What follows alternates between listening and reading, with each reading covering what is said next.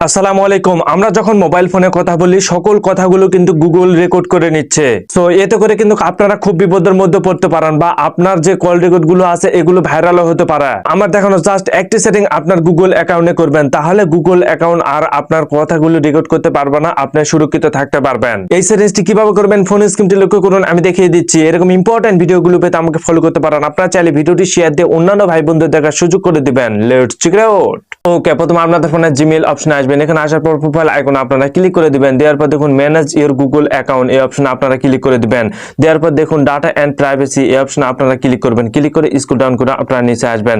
আসার পর দেখুন ওয়েব এন্ড অ্যাক্টিভিটি, এই অপশনে আপনারা ক্লিক করবেন। এই অপশনে ক্লিক করে স্ক্রল ডাউন করে আপনারা নিচে আসবেন। আসার পর দেখুন include voice and audio active, তার মানে কিন্তু আপনার ভয়েসগুলো কিন্তু আপনার কল রেকর্ডগুলো কিন্তু গুগল অ্যাকাউন্ট নিয়ে যাচ্ছে। এখান থেকে এই সেটিংস অপশনে আপনারা ক্লিক করবেন। ক্লিক করে আপনারা স্ক্রল ডাউন করে নিচে আসবেন। দেখুন